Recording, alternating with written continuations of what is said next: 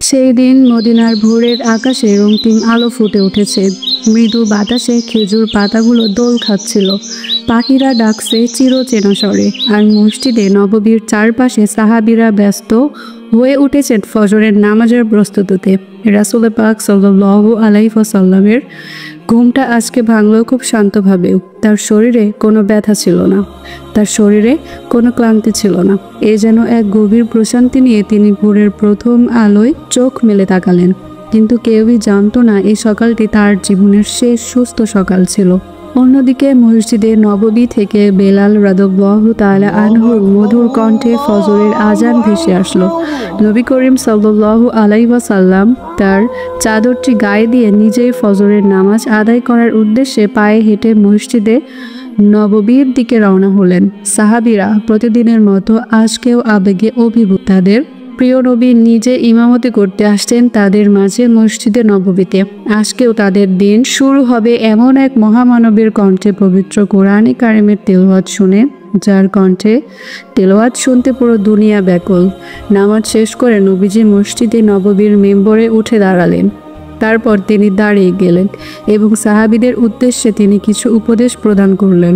নবীজি সবার উদ্দেশ্যে বললেন, হে আমার সাহাবীগণ, তোমরা কখনো নামাজ তরক করো না।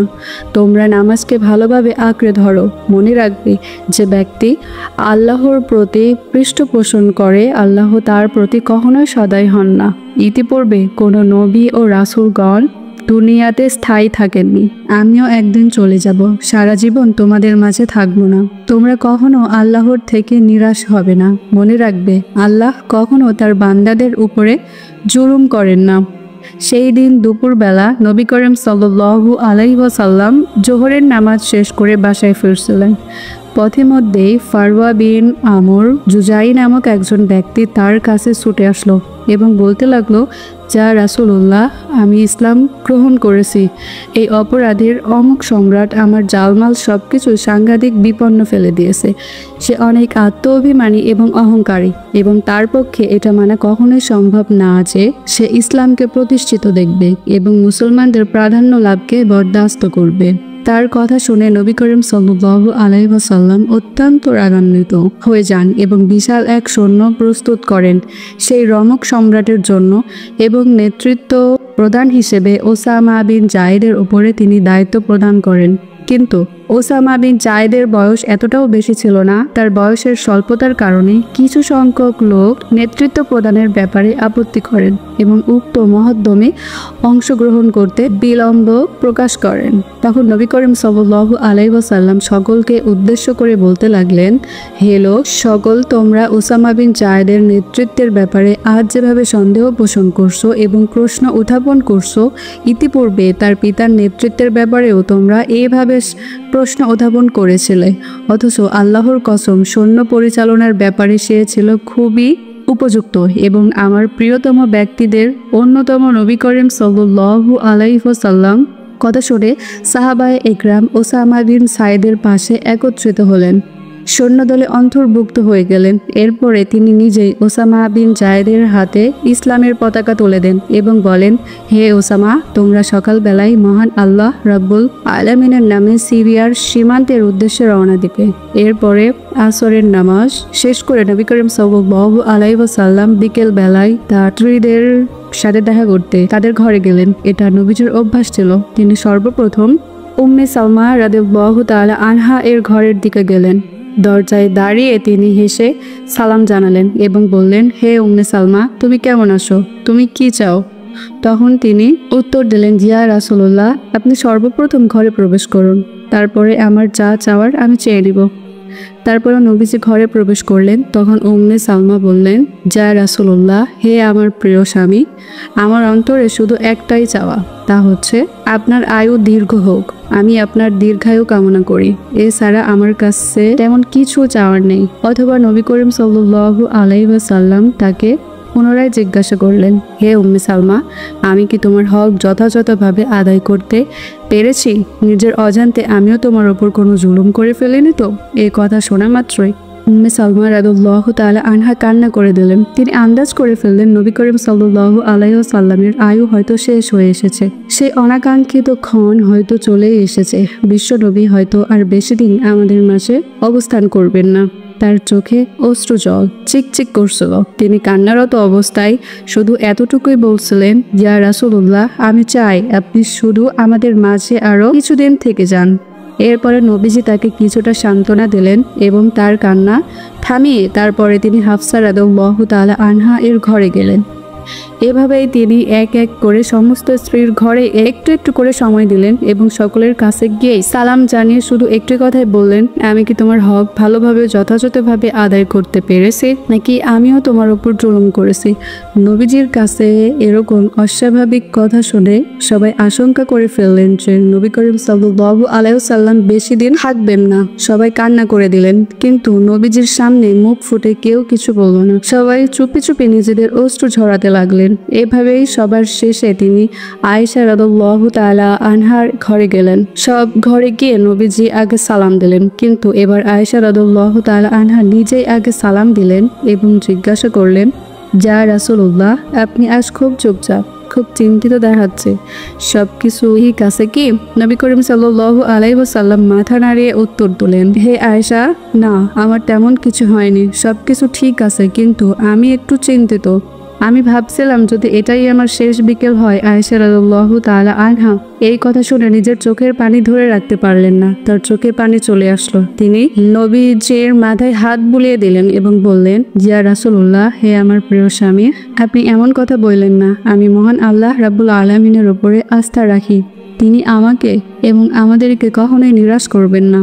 এরপরে নবী করিম সাল্লাল্লাহু আলাইহি ওয়াসাল্লাম তার কলিজার টুকরা আয়েশা রাদিয়াল্লাহু তাআলা আনহা এর কোলে নিজের মাথা রাখেন এবং এভাবে সম্পূর্ণ রাত আয়েশা রাদিয়াল্লাহু তাআলা আনহা এর ঘরেই কাটান।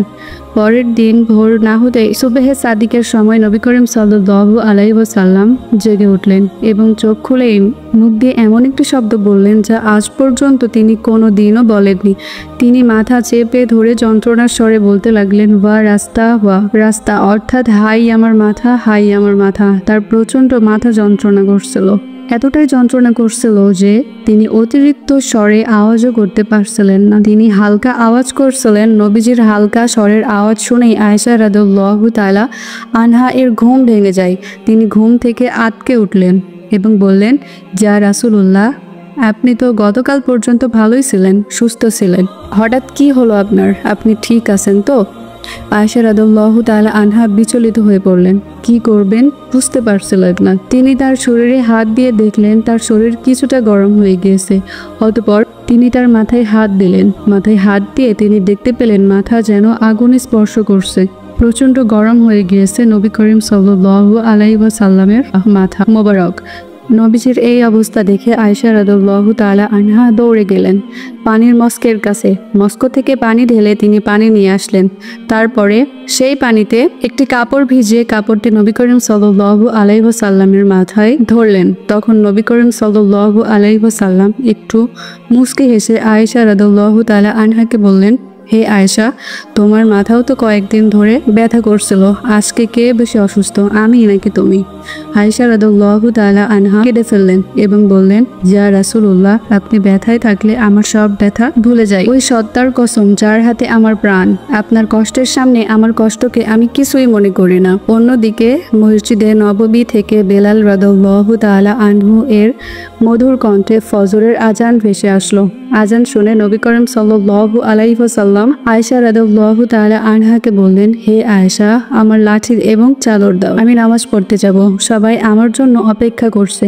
আয়েশা রাদিয়াল্লাহু তাআলা আনহা নবীজির জন্য তার চাদর এবং লাঠি নিয়ে আসলেন এবং নবী করিম সাল্লাল্লাহু আলাইহি ওয়াসাল্লাম সেদিন কোনো সাহায্য ছাড়াই মসজিদে নববীর উদ্দেশ্যে রওনা হলেন ফজরের নামাজ পড়ার জন্য।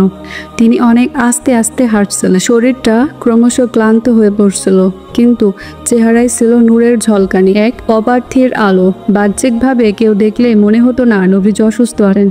এরপরে তিনি মসজিদে নববীতে গিয়ে নিজেই ফজরের নামাজে ইমামতি করলেন। সাহাবীরা তার কণ্ঠে হালকা কম্পন লক্ষ্য করলেন, কিন্তু তারা মনে করছিল এটা হয়তো সাময়িকভাবে অসুস্থতার লক্ষণ। তারা কেউ কিছু বললেন না। নামাজ শেষ করে নবীজি তাদের সামনে একটু বসে থাকলেন। কিছুক্ষণ চোখ বন্ধ করে তারপর বলে উঠলেন, হে সাহাবীরা, শুনে রাখো, যে ব্যক্তি রিয়া করে, সালাত পড়ে তথা লোকদেরকে দেখানোর জন্য নামাজ আদায় করে, সে আল্লাহর নিকট অত্যন্ত দুর্ভাগা।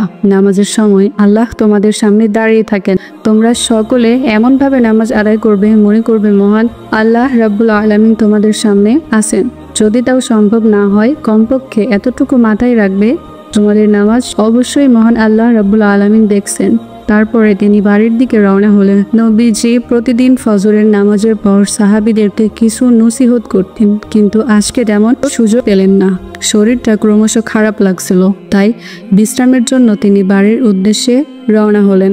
নবীজির এই ক্লান্ত এবং অসুস্থতা দেখে ফজল ইবনে আব্বাস এবং আলী রাদিয়াল্লাহু তাআলা আনহু তার পিছু পিছু আসতে লাগলেন এবং তাকে জিজ্ঞাসা করলেন, ইয়া রাসূলুল্লাহ, আপনার কি হয়েছে? বেশি খারাপ লাগছে? আপনি ঠিক আছেন তো? নবীজি স্বাভাবিক অভ্যাস মতোই মুচকি হেসে উত্তর দিলেন, হে আলী, আমি ঠিক আছি, চিন্তা করো না। মহান আল্লাহ রাব্বুল আলামিনের কাছে প্রার্থনা করো, তার উপর থেকে কখনো নিরাশ হও না। এরপরে তিনি বিশ্রামের উদ্দেশ্যে হযরত আয়েশা রাদিয়াল্লাহু তাআলা আনহার ঘরে গেলেন। নবীজি ঘরে প্রবেশ করার পরে ফজল ইবনে আব্বাস এবং আলী রাদিয়াল্লাহু তাআলা আনহা সেখান থেকে চলে গেলেন এবং মনস্থ করলেন তারা কিছুক্ষণ পরে আবারও আসবে নবীজিকে দেখতে। সকাল গড়ে বেলা বাড়তে লাগলো। মাথা ব্যথার সঙ্গে সঙ্গে তার শরীরটাও ক্রমশ গরম হতে লাগলো। আয়েশা রাদিয়াল্লাহু তাআলা আনহা তার গায়ে হাত দিয়ে দেখলেন নবীজির শরীর অনেকটাই গরম হয়ে আছে। তিনি কাঁদো কাঁদো অবস্থায় বলতে লাগলেন, ইয়া রাসূলুল্লাহ, আপনার কিছু লাগলে অবশ্যই আমাকে বলবেন, আপনার সেবায় আমি সর্বক্ষণ নিয়োজিত রয়েছি। নবীজি কিছু বললেন না। তিনি বিছানায় বসা অবস্থায় কিছুক্ষণ চোখ বন্ধ রেখে বললেন, হে আয়েশা, আমার ওপর একটু পানি ঢালো, যেন আমি উঠে দাঁড়াতে পারি এবং সাহাবীদেরকে কিছু নসিহত করতে পারি। এর মধ্যে ফজল ইবনে আব্বাস এবং আলী রাদিয়াল্লাহু তাআলা আনহু সেখানে চলে আসলেন। নবীজির চাওয়া মতোই তারা তার শরীরে পানি ঢাললেন এবং তাকে গোসল করিয়ে দিলেন। গোসল শেষ, কাপড় জোড়ে তিনি দাঁড়াতে চাইলেন এবং মসজিদে নববীতে সাহাবীদের মাঝে যেতে চাইলেন কিছু বলার জন্য। এই দুর্বল শরীর নিয়ে যখনই তিনি কিছুটা আগালেন, তিনি আবারও ক্লান্ত হয়ে বসে পড়লেন। তার শরীরটা কেমন যেন সায় দিচ্ছিল না। তাই ফজল ইবনে আব্বাস এবং আলী রাদিয়াল্লাহু তাআলা আনহু নবী করিম সাল্লাল্লাহু আলাইহি ওয়াসাল্লামকে ধরে ঘরে নিয়ে আসলেন। ঘরে আসার পরে তিনি কেমন যেন একেবারে নিস্তেজ হয়ে পড়লেন। কোনো শব্দ ছাড়াই চোখ বন্ধ করে শুয়ে রইলেন, কিন্তু মাঝে মাঝে শুধু একটি শব্দ উচ্চারণ করতে লাগলেন, যা উম্মতি, আসসালাত আসসালাত। এইভাবেই কাটলো নবীজির অসুস্থতার প্রথম দিন। কারো বুঝে ওঠার আগে আকাশ বাতাস, ঘরের বাতি সব যেন অনুভব করছিল এই পৃথিবী খুব শীঘ্রই তার শ্রেষ্ঠ আলোটাকে হারাতে চলেছে। নবী করিম সাল্লাল্লাহু আলাইহি ওয়াসাল্লামের শারীরিক অবস্থা ক্রমশই খারাপ হতে থাকে। শারীরিক দুর্বলতা এবং ক্লান্তি তাকে গ্রাস করে নিয়েছিল। তিনি তেমন একটি খাবার দাবার খেতে পারতেন না। তার স্ত্রী ও পরিবারবর্গ একে একে সবাই কম বেশি সেবা করতেন। এমন অবস্থাতেও তার পরিবারবর্গের থেকে উম্মতের চিন্তা তাকে বেশি বিভোর করে দিয়েছিল। সাহাবায়ে একরামও তাকে দেখতে আসতেন। তাদের মাঝে কান্নার একটু রোল পড়ে গিয়েছিল। তারা অনেকেই আশঙ্কা করে ফেলেছিলেন নবীজি আর হয়তো আমাদের মাঝে থাকবেন না। এভাবেই অসুস্থতার মাঝে দিন কাটতে লাগলো। নবী করিম সাল্লাল্লাহু আলাইহি ওয়াসাল্লাম নামাজের সময় মসজিদে গিয়ে ভালো লাগলে দাঁড়িয়ে অথবা বসে বসে ইমামতি করতেন এবং বাকি সময়গুলো তার স্ত্রীদের ঘরে অথবা স্ত্রীদের ঘরে এসে বিশ্রাম নিতেন। কিন্তু বেশিরভাগ তিনি হযরত আয়েশা রাদিয়াল্লাহু তাআলা আনহার ঘরে বসে বিশ্রাম নিতেন। এভাবে এক রাতে তিনি হযরত আয়েশা রাদিয়াল্লাহু তাআলা আনহার ঘরে অবস্থান করছিলেন। হঠাৎ করে আয়েশা রাদিয়াল্লাহু তাআলা আনহার ঘুম ভাঙল। তিনি উঠে দেখলেন নবী করিম সাল্লাল্লাহু আলাইহি ওয়াসাল্লাম তার পাশে খাটের উপরে। তিনি চিন্তিত হয়ে গেলেন। একে তো নবীজির শরীর খারাপ, তার অবস্থায় এত রাতে তিনি কোথায় গিয়েছেন? কোনো অঘটন ঘটেনি তো? এই বিষয়টি খতিয়ে দেখার জন্য তিনি ঘর থেকে বের হলেন। বের হয়ে দেখলেন নবী করিম সাল্লাল্লাহু আলাইহি ওয়াসাল্লাম জান্নাতুল বাকি কবরস্থানের দিকে যাচ্ছেন। তিনি নবীজিকে ডাকলেন না, তিনি তার পিছু পিছু যেতে লাগলেন। নবীজি এতটাই ক্লান্ত হয়ে পড়েছিলেন যে তিনি স্বাভাবিকভাবে হাঁটতে পারছিলেন না। তিনি ধীর গতিতে আস্তে আস্তে হাঁটছিলেন। অবশেষে জান্নাতুল বাকি খবরের স্থানে গিয়ে সেখানে দাঁড়ালেন এবং 2 হাত তুলে মহান আল্লাহ রাব্বুল আলামিনের কাছে তাদের জন্য ক্ষমা প্রার্থনা করলেন এবং বললেন, হে কবরবাসী, তোমাদের ওপরে সালাম বর্ষিত হোক। দুনিয়ার মানুষ যে অবস্থায় আছে তার তুলনায় তোমাদের সেই অবস্থায় ধন্য হোক যার মধ্যে তোমরা রয়েছো। অন্ধকার রাত্রির অংশের ন্যায় অনিশ্চয়তা এবং একটি করে চলে আসছে। ভবিষ্যৎ প্রজন্ম অতীত প্রজন্মের তুলনায় অধিক খারাপ হবে। আয়েশা রাদিয়াল্লাহু তাআলা আনহা দূর থেকে নবীজির এই দোয়া প্রার্থনা দেখছিলেন। যখন তিনি অবলোকন করলেন নবীজির প্রার্থনা শেষ হয়ে গিয়েছে, তিনি পিছন থেকে নবীজির আগে এসে ঘরে অবস্থান করলেন। ঘরে এসে কিছুক্ষণ অবস্থান করার পরেও তিনি দেখতে পেলেন নবীজি এখনো ঘরে আসেননি। তিনি চিন্তিত হয়ে গেলেন। তিনি আবারও বের হয়ে দেখলেন নবী করিম সাল্লাল্লাহু আলাইহি ওয়াসাল্লাম অনেক ধীর গতিতে আসছেন। সেখান থেকে ফেরার পথে তার মাথা ব্যথা এবং শরীরের জ্বর এতটাই বেড়ে যায় যে তার মাথার ঠান্ডা ওটের ওপর থেকেও তার শরীরের গরম উষ্ণতা অনুভব হতে থাকে। এই অসুস্থতাই ছিল তার ওয়াফাতকালীন রোগ ভোগের সূচনা এবং এই অবস্থাতেই তিনি 11 দিন পর্যন্ত নামাজের ইমামতি করেন এবং এই অসুস্থ থাকা অবস্থায় তিনি 14 দিন অতিবাহিত হওয়ার পরে তিনি ওয়াফাত প্রাপ্তি হন। তিনি উঠে দাঁড়াতে পারতেন না, কিন্তু তারপরেও তিনি হেঁটে মসজিদে নববীতে যেতেন নামাজ আদায় করার জন্য। এত কষ্ট হতো কিন্তু তারপরেও তিনি কখনো নামাজ ছাড়েননি।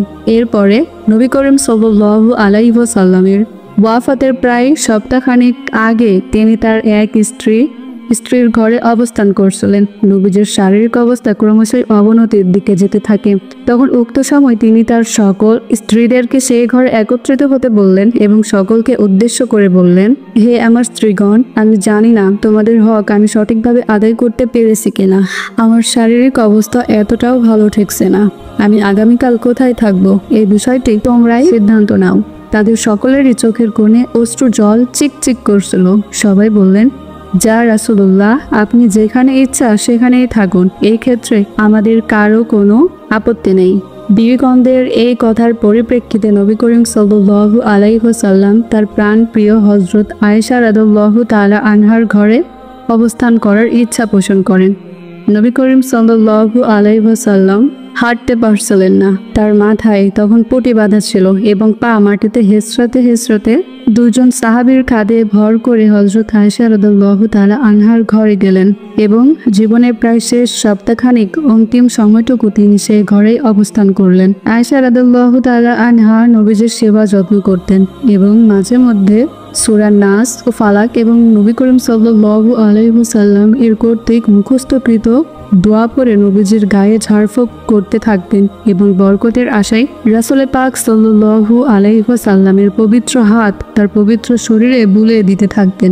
মাঝে মাঝে বিভিন্ন সাহাবায়ে একরাম নবীজির কাছে আসতেন। তখন আয়েশা রাদিয়াল্লাহু তাআলা আনহা পর্দার আড়ালে চলে যেতেন। সাহাবীরা নবীজিকে জিজ্ঞেস করতেন, যা রাসূলুল্লাহ, আপনার জন্য কি কোনো সেবা করতে পারি?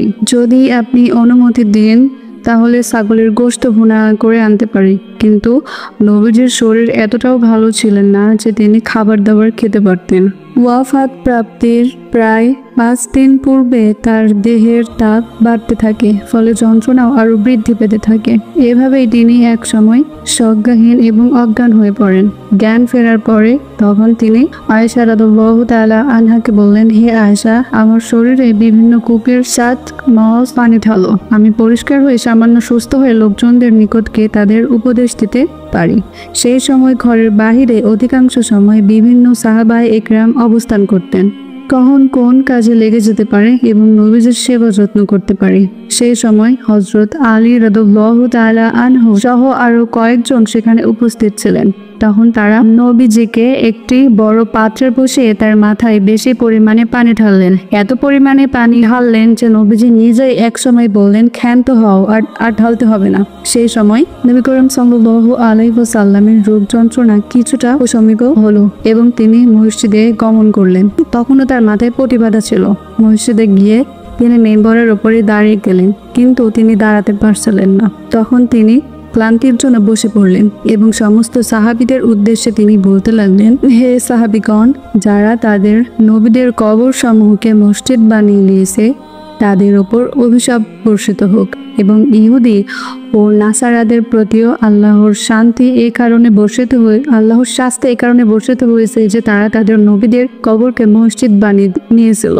তখন তিনি আরো বললেন, তোমরা কবরকেও মূর্তি বানিও না, এই কারণেই যে তোমরা পূজা করবে। অতঃপর নবী করিম সাল্লাল্লাহু আলাইহি ওয়াসাল্লাম অন্যদের প্রতিশোধ গ্রহণের জন্য নিজেকে উপস্থাপন করলেন এবং বললেন, আমি যদি কারো পিঠে কড়া মেরে থাকি তাহলে সে যেন এই পিঠে কড়া মেরে তার প্রতিশোধ গ্রহণ করে নেয়।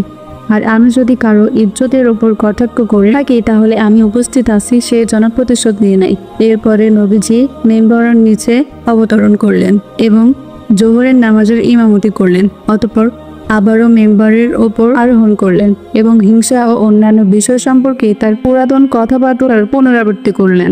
একজন বলে উঠলেন, যা রাসূলুল্লাহ, আপনার দায়িত্বে আমার 3 দিরহাম অবশিষ্ট ছিল। রাসূল পাক সাল্লাল্লাহু আলাইহি ওয়াসাল্লাম তখন ফজল বিন আব্বাস রাদিয়াল্লাহু তাআলা আনহুকে বললেন, হে ফজল, তাকে পরিশোধ করে দাও এবং আমার হয়ে তুমি তার দিরহামগুলো পরিশোধ করে দাও। তখন ফজল ইবনে আব্বাস তার পকেট থেকে 3 দিরহাম বের করে সে ব্যক্তিকে দিয়ে দিলেন।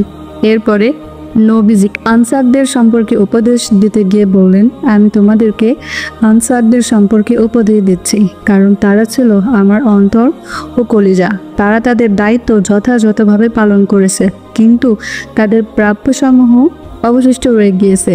অতএব তাদের সৎ লোকদের কাছ থেকে গ্রহণ করতে হবে এবং খারাপ লোকদেরকে ক্ষমা করতে হবে।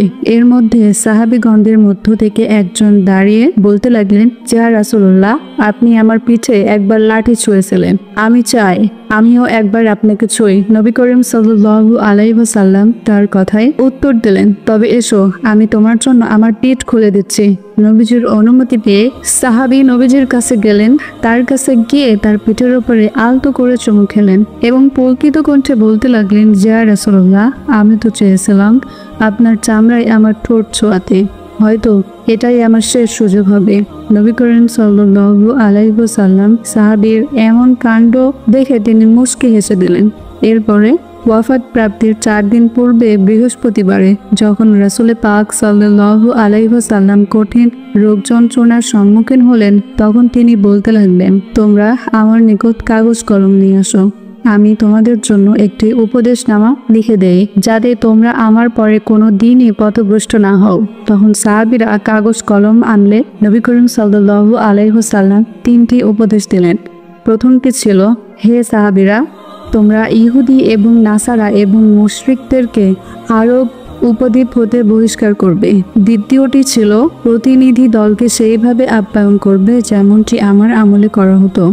তৃতীয় উপদেশটি বর্ণনাকারী ভুলে গিয়েছিলেন, কিন্তু সম্ভবত কিতাব এবং সুন্নাহকে আঁকড়ে ধরার কথা বলা হয়েছিল।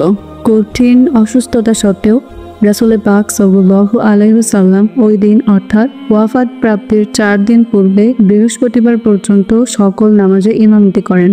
উক্ত দিনে মাগরিবের নামাজেও তিনি ইমামতি করেন এবং সূরা ওয়াল মুরসালাতে ওরফা পাঠ করেন। কিন্তু এশার নামাজের সময় অসুস্থতা এতটাই বৃদ্ধি পেল যে মসজিদে যাওয়ার মতো সত্যি তার আর বাকি ছিল না। আয়েশা রাদিয়াল্লাহু তাআলা আনহাকে নবীজি জিজ্ঞাসা করলেন, হে আয়েশা, লোকজনেরা নামাজ আদায় করেছে কি? তখন আয়েশা রাদিয়াল্লাহু তাআলা আনহা উত্তর দিলেন, যা রাসূলুল্লাহ, না, লোকজনেরা নামাজ আদায় করেননি, তারা আপনার জন্য অপেক্ষা করছেন। কিন্তু রাসূল পাক সাল্লাল্লাহু আলাইহি ওয়াসাল্লাম বললেন, আমার জন্য বড় পাত্রে পানি দাও।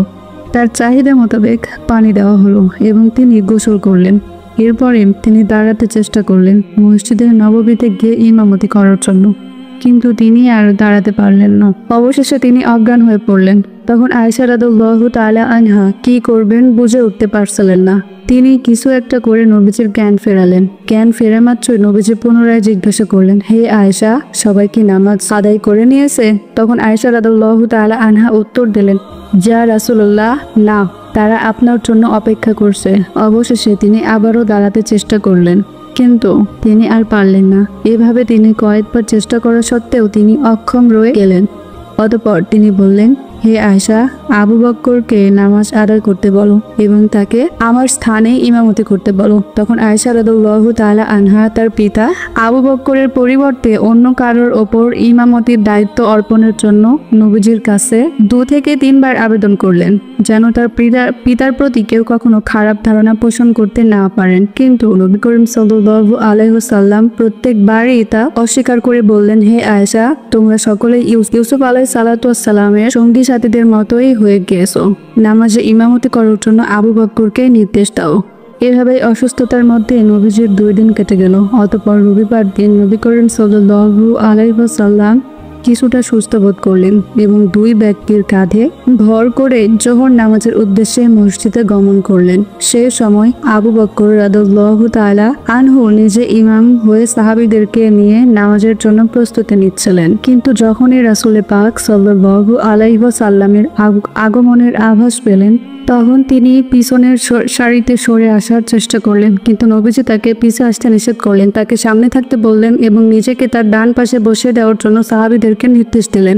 তাই আবু বকর রাদিয়াল্লাহু তাআলা আনহু এর ডান পাশে নবীজিকে বসিয়ে দেওয়া হলো এবং তিনি রাসূল পাক সাল্লাল্লাহু আলাইহি ওয়াসাল্লাম এর নামাজের অনুকরণ করছিলেন এবং সাহাবায়ে একরামকে তাকবীর শোনাচ্ছিলেন। ওয়াফাত প্রাপ্তির পূর্বের দিবস রবিবারে নবী করিম সাল্লাল্লাহু আলাইহি ওয়াসাল্লাম তার সমস্ত দাসীদেরকে তিনি মুক্ত করে দেন। তার নিকটে 7টি স্বর্ণ মুদ্রা ছিল, তা তিনি সদকা করে দেন এবং নিজের সমস্ত অস্ত্রগুলো মুসলমানদের মাঝে তিনি হেবা করে দেন। অবশেষে সেই দিন চলে আসলো যেদিন সমস্ত দুনিয়া অন্ধকারে ছেয়ে গিয়েছিল। সেই সোমবার দিন, যেদিন সারা পৃথিবীর সমস্ত বস্তু যেন শোকাহত ছিল। সেই দিন ফজরের ওয়াক্তে আবু বকর রাদিয়াল্লাহু তাআলা আনহু এর ইমামতিতে সাহাবীগণরা নামাজ আদায় করছিলেন। তখন নামাজরত অবস্থায় নবী করিম সাল্লাল্লাহু আলাইহি ওয়াসাল্লাম আয়েশা রাদিয়াল্লাহু তাআলা আনহা এর ঘরের পর্দা সরিয়ে নামাজরত সাহাবীদের প্রতি দৃষ্টি নিক্ষেপ করলেন। অতঃপর তিনি মৃদু হাসলেন। আয়েশা রাদিয়াল্লাহু তাআলা আনহা এর ঘর মসজিদে নববীর পাশেই ছিল, এজন্য আবু বকর রাদিয়াল্লাহু তাআলা আনহু নবীজিকে দেখতে পাচ্ছিলেন। তিনি নবীজিকে দেখে মনে করলেন তিনি নামাজে শামিল হবে, তাই তিনি পিছনের কাতারে চলে গেলেন। কিন্তু নবী করিম সাল্লাল্লাহু আলাইহি ওয়াসাল্লাম পর্দা নামিয়ে দিলেন এবং তাদেরকে ইশারা করলেন তারা যেন নামাজ না ছেড়ে দেন। এরপরে রাসূল পাক সাল্লাল্লাহু আলাইহি ওয়াসাল্লাম কোনো ওয়াক্তে নামাজের জামাতে শরীক হতে পারেননি। সকাল গড়িয়ে যখন চাষের সময় হলো, তখন নবী করিম সাল্লাল্লাহু আলাইহি ওয়াসাল্লাম তার কন্যা ফাতেমা রাদিয়াল্লাহু তাআলা আনহাকে ডেকে পাঠালেন এবং তাকে এনে তার কানে কানে কিছু কথা বললেন। ফাতেমা রাদিয়াল্লাহু তাআলা আনহা কান্না শুরু করলেন। এরপরে নবী করিম সাল্লাল্লাহু আলাইহি ওয়াসাল্লাম তার কানে আবারও কিছু বললেন। এবার তিনি হাসতে লাগলেন। এরপরে আয়েশা রাদিয়াল্লাহু তাআলা আনহা তাকে জিজ্ঞাসা করলেন, হে ফাতেমা, নবীজি এমন তোমাকে কি বলেছে যার জন্য তুমি প্রথমে কান্না করলে এবং তারপরে হেসে দিলে? তখন ফাতেমা রাদিয়াল্লাহু তাআলা আনহা বললেন, আব্বাজান আমাকে প্রথমবার ডেকে বললেন এই অসুখেই তার ওয়াফাত প্রাপ্তি ঘটবে, আর এই কথা শুনেই আমি কান্না শুরু করেছিলাম। কিন্তু দ্বিতীয়বার তিনি আমার কানে কানে বললেন, রাসূল পাক সাল্লাল্লাহু আলাইহি ওয়াসাল্লামের পরিবারবর্গের মধ্য থেকে সর্বপ্রথম আমি তার অনুসরণ করব। আর আব্বাজান আমাকে এই সুসংবাদও প্রদান করেছিলেন যে সমস্ত মহিলা জগতের আমি নেত্রী হব। তাই এই সুসংবাদগুলো শুনেই আমি দ্বিতীয়বার হেসেছিলাম। নবী করিম সাল্লাল্লাহু আলাইহি ওয়াসাল্লাম তখন অনেক কষ্ট অনুভব করছিলেন। তার কষ্ট দেখে ফাতেমা রাদিয়াল্লাহু তাআলা আনহা কোনো চিন্তা ভাবনা না করে তিনি চিৎকার দিয়ে উঠলেন এবং বললেন, হায় আব্বাজানের কষ্ট। নবী করিম সাল্লাল্লাহু আলাইহি ওয়াসাল্লাম বললেন, আজকের পর তোমার আব্বাজান আর কোনো কষ্ট পাবে না। তখন নবী করিম সাল্লাল্লাহু আলাইহি ওয়াসাল্লাম হাসান ও হুসাইন রাদিয়াল্লাহু তাআলা আনহুমাকে ডেকে তাদের চুম্বন করলেন এবং তাদেরকে কিছু ভালো উপদেশ দিলেন। তারপরে তিনি তার পবিত্র বিবিদেরকে আহ্বান জানালেন এবং তাদেরকে ডেকে তাদেরকেও কিছু নসিহত করলেন। অন্যদিকে নবীজির রোগ যন্ত্রণা বৃদ্ধি পেতে লাগলো এবং সেই বিষের প্রক্রিয়া প্রকাশ পেতে আরম্ভ করলো যা তাকে খাবারে খাওয়ানো হয়েছিল।